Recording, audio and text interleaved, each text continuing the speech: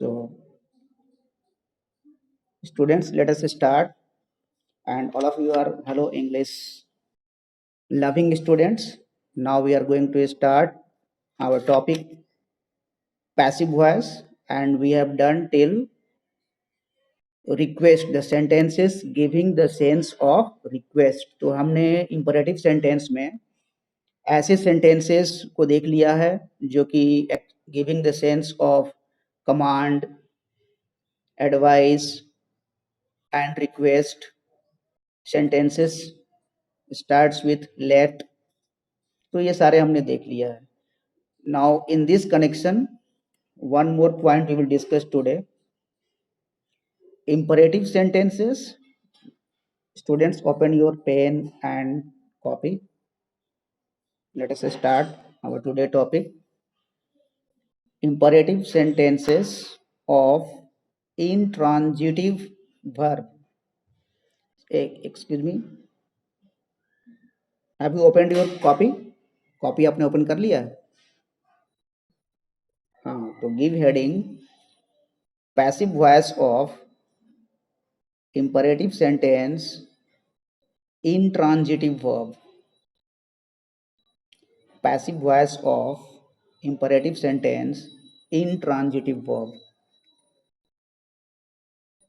Till now we were saying passive voice is only possible for transitive verb. अभी तक हम लोग क्या कर रहे थे? ट्रांजिटिव वर्ब का पॉसिबल है ना.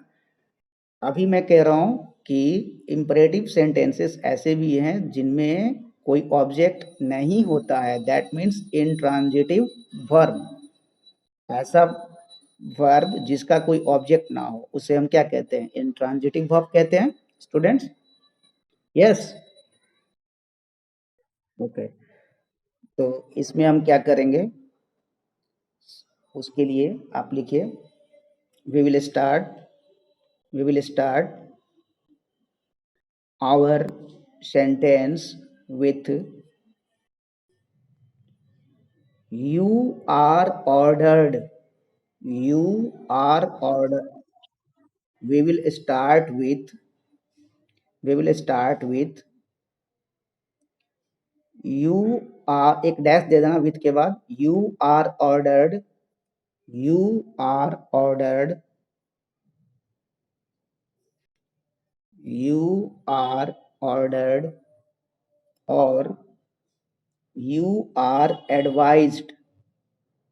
you are advised. एडवाइज यहाँ पे वर्ब है. ADVISED. Advised. you are ordered or you are advised plus rest part of the active sentence.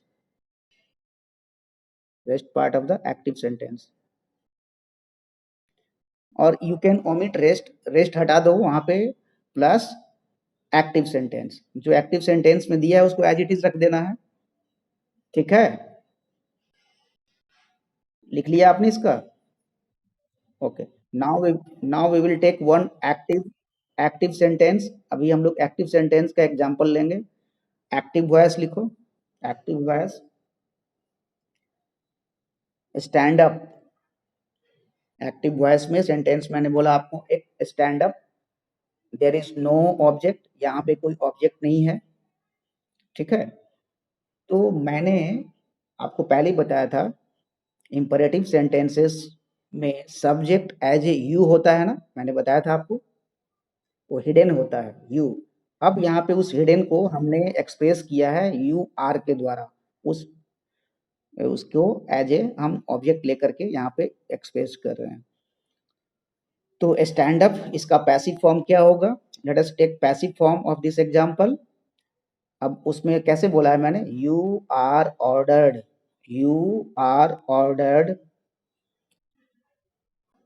To. You are ordered to. अब जो बच गया सेंटेंस, जो आपका एक्टिव सेंटेंस है उसको जोड़ दीजिए.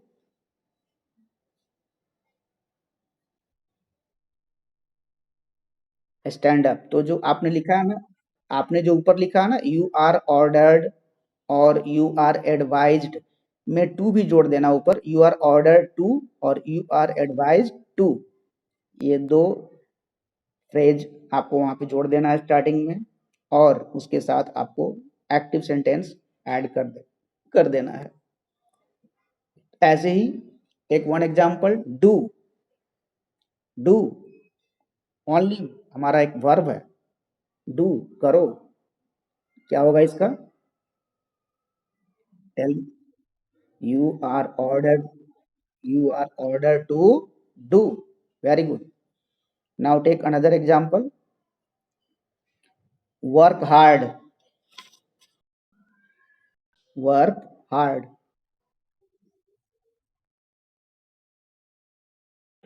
Yes, yes, very good. You are advised to work hard. So students, these are some examples of intransitive verb, imperative sentence, intransitive verb. Okay, तो इस तरह से हमें ऐसे imperative सेंटेंस जो इन जिसके साथ intransitive verb हो, जिसमें ना तो कोई ऑब्जेक्ट हो, तो वैसे सेंटेंसेस के लिए हमने उसमें एक फ्रेज जोड़ दिया, यू आर ऑर्डर्ड और यू आर एडवाइज्ड टू, जोड़ करके एक्टिव सेंटेंस को ऐड कर दिया। नाउ गिव हेडिंग, तो ऊपर हो गया हमारा give heading, passive voice of, passive voice of, passive voice of verbs with two objects, passive voice of verbs with two objects। हम ऐसे सेंटेंस को पैसिव बनाएंगे जिसमें कि दो ऑब्जेक्ट हो, जिसमें दो ऑब्जेक्ट हो। किसी किसी सेंटेंस में दो ऑब्जेक्ट आ जाते हैं, तो हम क्या करेंगे, उसमें क्या करेंगे, let us see what how we can make passive of this type of sentences.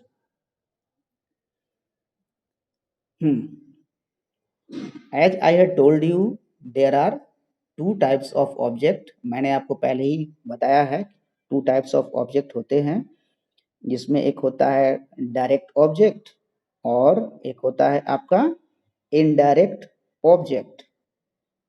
क्या होता है?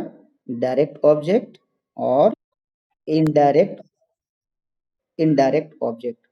तो you can use any one, आप इसमें से कोई भी डायरेक्ट वाला चाहे इनडायरेक्ट वाला लेकर के बना सकते हैं, लेकिन बेस्ट क्या होता है, take direct object. Direct object को लेकर के आप अगर बनाते हैं तो पैसिव उसका सबसे अच्छा बनता है। ऐसे आप इनडायरेक्ट का भी बना सकते हैं। चलिए take one example here, active voice, I gave him a book, I gave him a book. ठीक है, देर आर टू ऑब्जेक्ट्स, यहाँ पे दो ऑब्जेक्ट है ना, हिम, हिम हो गया, ये हमारा इनडायरेक्ट ऑब्जेक्ट हो गया, और डायरेक्ट ऑब्जेक्ट क्या हो गया, ए बुक। क्लियर है? जो हमारा इनडायरेक्ट ऑब्जेक्ट होता है वो पर्सनल होता है, means related to living things, living things से जुड़ा होता है, और जो डायरेक्ट होता है नॉन लिविंग थिंग्स होता है, नॉन लिविंग थिंग्स। ये पहले आपको बता चुका हूं मैं students, can you remember that? आपको याद है? वॉइस के स्टार्टिंग में ही बोला था कि टू टाइप्स ऑफ ऑब्जेक्ट्स होते हैं आपके, direct and indirect. There is one girl waiting room, okay, let her join Avantika, okay. तो there are two types of object, indirect object and direct object। Indirect object always living things and direct object non living things। so passive voice, इसका हम देखते हैं passive voice कैसे इसको करेंगे हम। passive voice, okay, start with indirect. Indirect से हम पहले शुरू करते हैं, तो इनडायरेक्ट हमारा ऑब्जेक्ट यहाँ पे क्या है, हिम है। क्या है यहाँ पे? हिम, हिम है ना।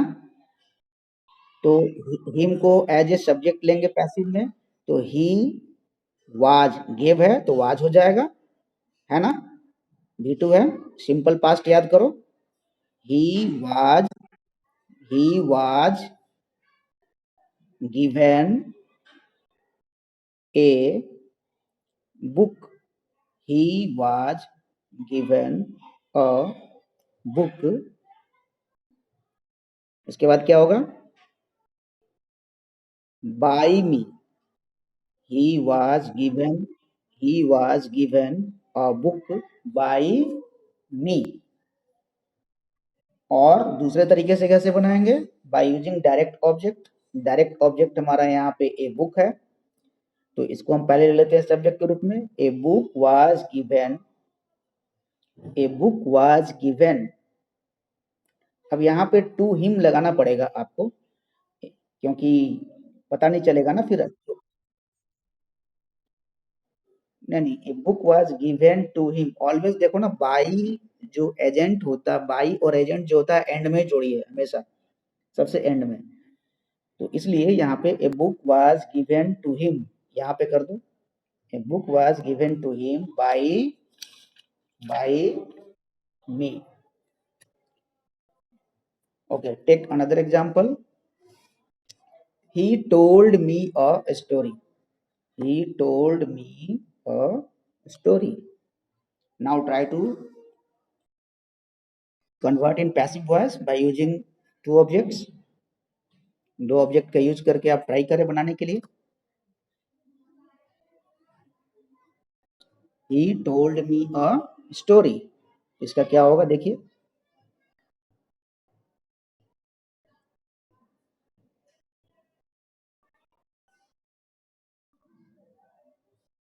Students, first of all use indirect object, indirect object का यूज करो। What is indirect object here in this sentence, क्या है?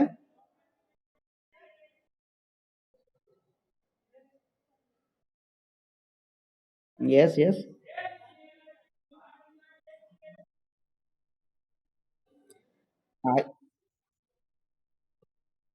yes yes, I was told a story by him, that is the indirect object. और डायरेक्ट में अगर लेंगे हम, तो a story was told to me by him, a story was told to me, या अगर मी भी बोलेंगे तो ठीक है, told me by him, by him. सभी को समझ में आ रहा है? All of you are understanding? और if there is any problem then I can explain it again।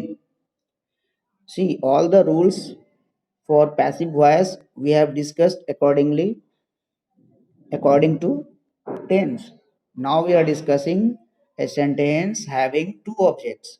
ऐसे सेंटेंस जहाँ की दो ऑब्जेक्ट्स हैं, उसका क्या करेंगे? तो किसी भी ऑब्जेक्ट को आप पकड़ लें, डायरेक्ट को या इनडायरेक्ट को, और you can use any.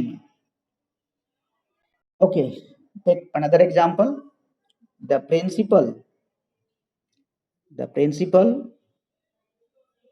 has given me a prize, the principal has given me a prize। Now try this।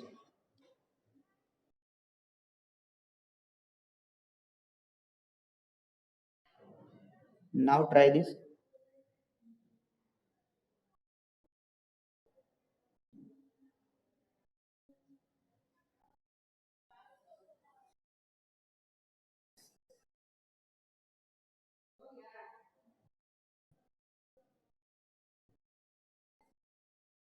Students,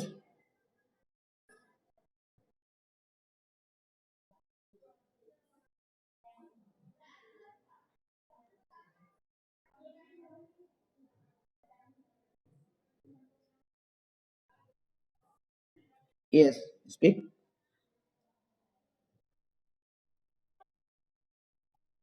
By the principal, by the principal, listen। I have been given a prize by the principal. Okay, now with direct object बनाइए. हम्म. A prize has been given to me by the principal.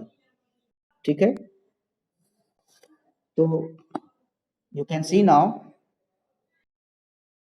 how we can use both object to make passive, and these sentences are very simple if you know the rules. If you know the rules, then these sentences are very simple. Now I'm going to give some mixed sentences and you will solve right now. Okay, note down 5 sentences.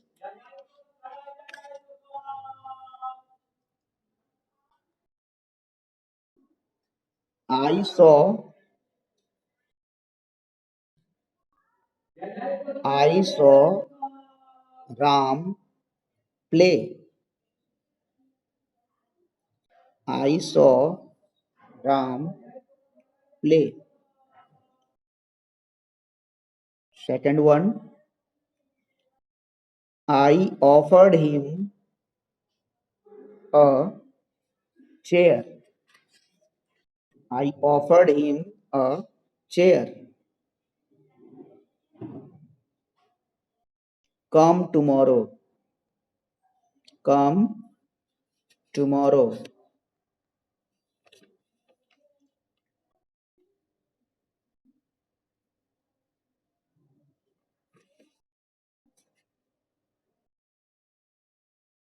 Shut all the doors. Shut all the doors.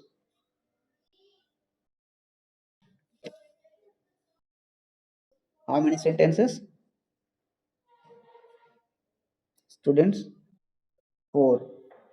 Last one, come. Now solve it.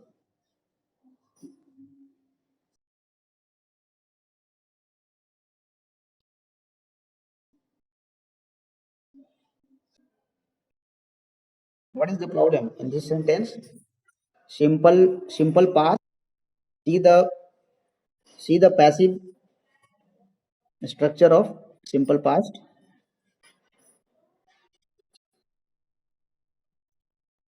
Yes,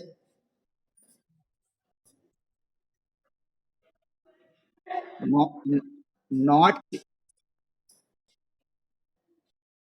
What is the answer? A play was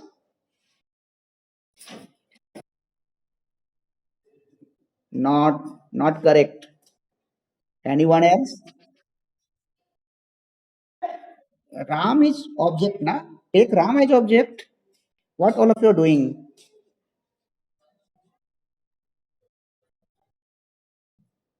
Take Ram as object.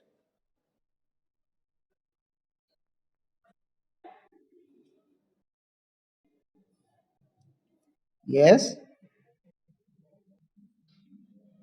yes. Come to the second. A chair was offered him to him by me. A chair was offered him भी बोल सकते हो without to, or you can use to. A chair was offered to him by me. Good. Next, Srishthita, you. What is the active part? Active sentence क्या है?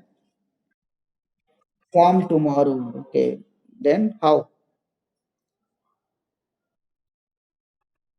You are ordered to come tomorrow. Very good. Next sentence.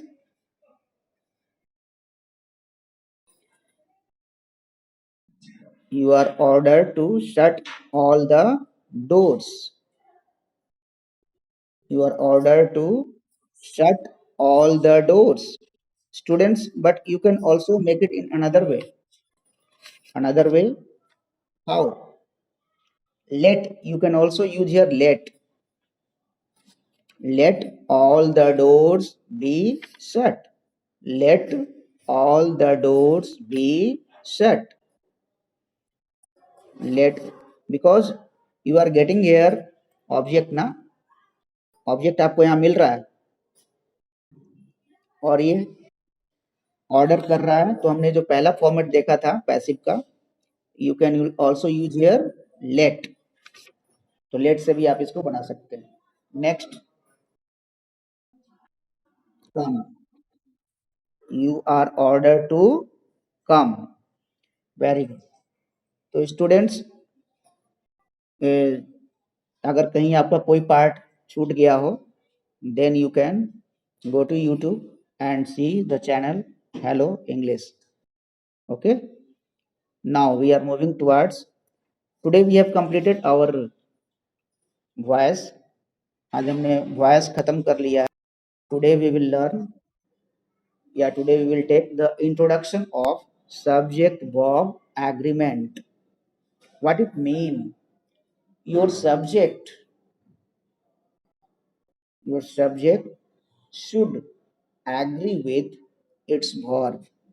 whatever subject you are using in a sentence, generally what we do, subject verb plus object, यही लिखते हैं ना हम लोग, subject verb plus object लिखते हैं, और according to sentence हम उसको उलट कर ऑर्डर को चेंज करते हैं। but main basic format is subject verb and object, where our subject should must agree with verb। if our subject is in singular, our verb also must be in singular form। अगर आपका subject singular में है, singular, तो आपका verb भी क्या होना चाहिए, सिंगुलर नंबर में होना चाहिए। ठीक है। And if your subject is in plural, आपका सब्जेक्ट अगर बहुवचन है, then your verb should also be in plural form. तो आपका वर्ब भी प्लूरल फॉर्म में होगा। Getting my point. अभी आपको आज मैं केवल इंट्रोडक्शन दे रहा हूँ, समझ लीजिए इसको। In next class we will discuss in detail and we will note some points regarding subject verb agreement। V1, the verb का जो V1 फॉर्म होता है, the V1 form of verb is always plural। जो verb का जो V1 होता है वो हमेशा प्लूरल होता है। तो प्लूरल जो सब्जेक्ट आप यूज करेंगे उसके साथ अकॉर्डिंग टू टेंस V1 का प्रयोग करेंगे। जहां भी सब्जेक्ट आपका प्लूरल होगा तो टेंस देखेंगे किस टेंस में है, अकॉर्डिंगली हम वहां पे V1 को यूज करेंगे as a plural form of the verb. Getting my point students? हाँ, और जो वर्ब का सिंगुलर फॉर्म है कौन है आपको पता है? V5। Excellent reply. Verb 5 is the singular form of the verb. लेकिन इसके उल्टे देखो, सब्जेक्ट में एस ई एस जोड़ के हम क्या बनाते हैं, सिंगुलर बनाते हैं। ठीक है। और हम एस ई एस सब सब्जेक्ट में एस ई एस लगा करके हम प्लूरल बनाते हैं, है ना। एस ई एस जोड़ करके क्या बनाते हैं, प्लूरल बनाते हैं ना। जैसे बॉय है तो बॉयज कर देते हैं, गर्ल है तो गर्ल्स कर देते हैं, कैट्स कर देते हैं, मैंगोज कर देते हैं। तो ये प्लूरल हो गए हमारे सब्जेक्ट। और अगर सिंगुलर बनाना हो तो हम उसमें एस ई एस हटा देते हैं। एस ई एस हम क्या करते हैं, हटा देते हैं। Just opposite to the verb, verb के जस्ट अपोजिट ये हमारा हो जाता है। तो इसका जो बेसिक रूल है हमारा कि your subject should agree with its verb. जो भी आप वर्ब यूज करेंगे अकॉर्डिंग टू सब्जेक्ट, वो उससे एग्री करना चाहिए, मतलब उससे मैच करना चाहिए। ये नहीं कि आप सिंगुलर सब्जेक्ट है तो प्लूरल वर्ब डाल रहे हैं, प्लूरल सब्जेक्ट है तो सिंगुलर वर्ब डाल रहे हैं, तो that will be the syntax error. तो आपके सिंटैक्स की एरर हो जाएगी। तो we should take care of all these basic things। In our next class we will discuss subject verb agreement, students। so what you have to do, you have to maintain the fair copy of voice until whatever topics I have taught you, you have to maintain in your fair copy. and and for the next topic we will discuss in our next class subject verb agreement. तो आज मैंने कुछ इसके basic points को बताया, अगले class में आप इसको बना के रखेंगे। हाँ, if you have any doubt in voice, अगर आपको वॉइस वॉइस जो मैंने पढ़ाया घर पे कितने लोग रिवीजन करते हैं, करते हो या बस खत्म हो गया? मेरे तरफ से तो आपके तरफ से भी खत्म हो गया होगा, ऐसा होता है कि पढ़ते हो घर पे जाके स्टूडेंट्स? पढ़ते हैं ना? तो जो हमने टॉपिक फिनिश किया उसको आप घर पे देखिए, उसको ओपन कीजिए, उसके रूल्स को स्टडी करो, तभी फिर आपको आगे समझ में आएगा। Okay, so students, that's all for today, and I hope so all of you all be always in the time, and always you will maintain your fair copy. Hello English, hello English. Okay, so thanks for today. Have a nice day, students.